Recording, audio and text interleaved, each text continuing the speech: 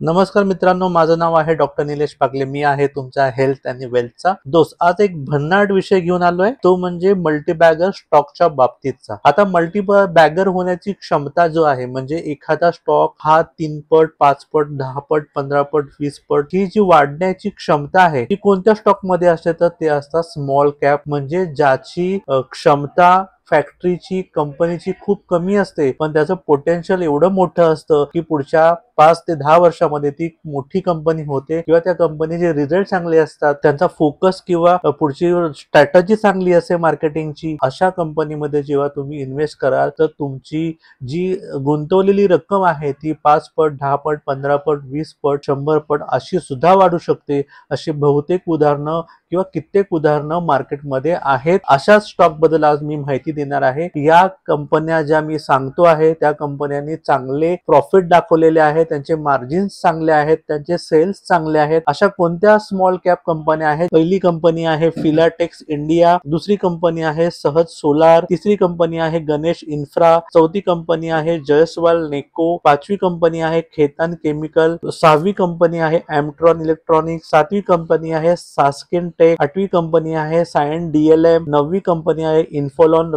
Research आणि 10वी company आहे सुदर्शन फार्मा. ह्या एवढ्या छान कंपन्या आहेत की त्यांनी मार्केटचं किंवा आता सध्या जी फायनान्शियल कंडिशन आहे, किंवा बरेच ठिकाणी बरेच कंपन्या आहेत त्यांचे कामगार काढले जात आहेत, त्यांचा सेल्स म्हणावा तसा होत नाही, त्यांची फायनान्शियल जे रिझल्ट अपेक्षित आहेत त्याप्रमाणे होत नाहीत.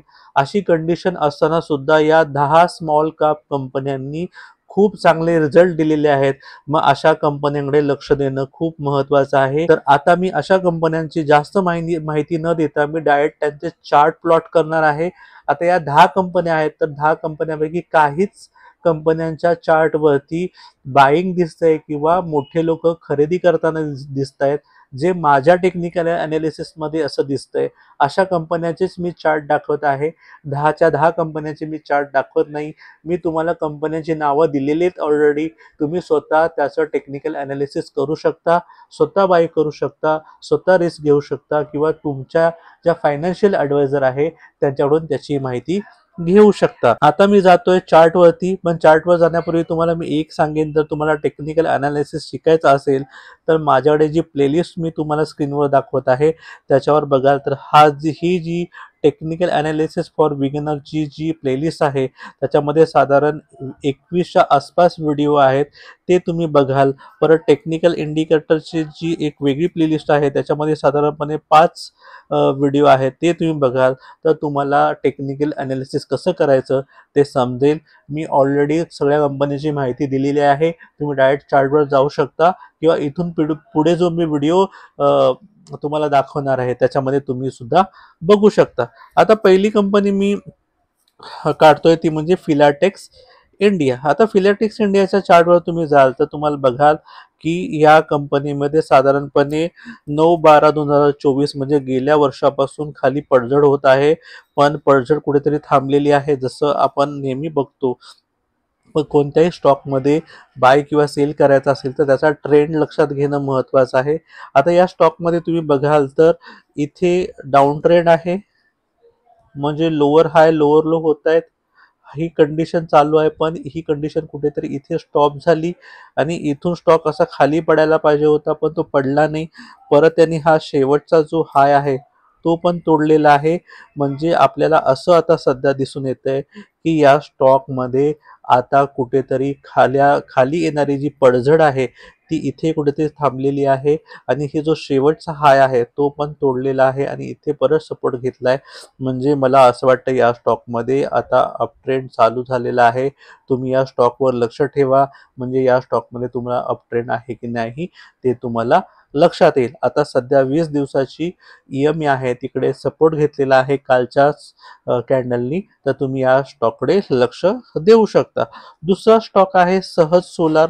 सहज सोलार याकडे जर तुम्ही बघाल तर त्यांनी सुद्धा असंच आपल्याला, जसं आपण आता बघितलं फिलाटेक्समध्ये, तसंच काहीसं होताना दिसतंय. आता मी परत चार्टकडे जातोय. हा सध्या खूप दिवसापूर्वी लिस्ट झालेला स्टॉक नाही, त्यामुळे हा चार्ट इथून सुरुवात होतोय.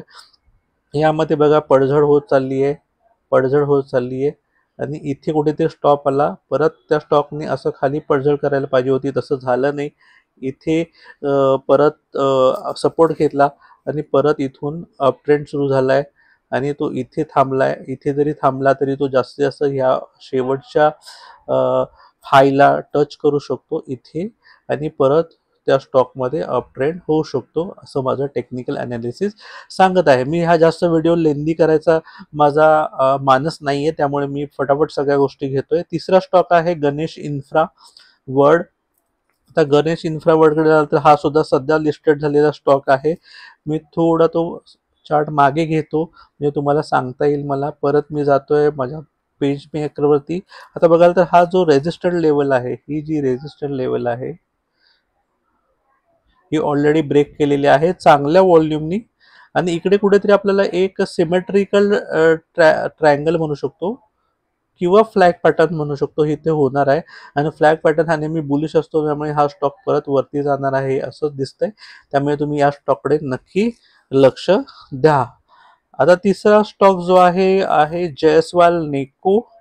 जयस्वाल नेकोकडे जाल तर बघाल तर इथे परत जो अप ट्रेंड डाऊन ट्रेंड होता, साधारणपणे कधीपासून डाऊन ट्रेंड सुरू झालाय 15 फेब्रुवारी 2024 पासून डाऊन ट्रेंड झालाय. म्हणजे अक्षरशः 1 वर्ष उलटून गेलंय आणि डाऊन ट्रेंड असल्या हा जो डाऊन ट्रेंड आहे हा इथे कुठेतरी थांबलेला आहे या ठिकाणी आणि या टाकल्यानंतर थांबल्यानंतर इथे चांगल्या व्हॉल्यूमनी मुवमेंट दिली. इथे व्हॉल्यूम बघाल तर इथे व्हॉल्यूम चांगला आहे. हा व्हॉल्यूम बघाल तर खूप छान व्हॉल्यूम आहे. तर हा सुद्धा जयस्वाल निको इंडस्ट्रीज हा सुद्धा एक स्टॉक बघण्यासारखा आहे. पुढचा स्टॉक आहे तो म्हणजे एमट्रॉन इलेक्ट्रॉनिक्स. एमट्रॉन इलेक्ट्रॉनिक्समध्ये सुद्धा हा सध्याच लिस्टेड झालेला स्टॉक दिसतोय आणि याला मी आता समजा याची जर शेवटची रेजिस्टन्स लेवल काढली आणि इथेच आता बरोबर शेवटची कॅन्डल तयार झाली, त्यामुळे या स्टॉककडे तुम्ही लक्ष द्या. तुम्हाला मी आता सध्या जेवढे पण स्टॉक सांगितलेत म्हणजे फिलाटेक्स इंडिया, दुसरा आहे सहज सोलार, तिसरा आहे गणेश इन्फ्रा, चौथा आहे जयस्वाल नेको आणि पाचवा आहे एमट्रॉन. या स्मॉल कॅप कंपन्या आहेत आणि चांगले रिटर्न दिलेले आहेत. म्हणजे याचा जो रिझल्ट आहे तो खूप छान आहे आणि चार्टवरती सुद्धा मी तुम्हाला त्याची योग्य माहिती दिली. हा जर तुम्हाला व्हिडिओ आवडला असेल तर नक्की लाईक करा, सबस्क्राईब करा, बेल आयकॉन दाबायला विसरू नका आणि तुमच्या मित्रमंडळीमध्ये हा व्हिडिओ शेअर करायला सुद्धा विसरू नका. Thank you very much. जय महाराष्ट्र.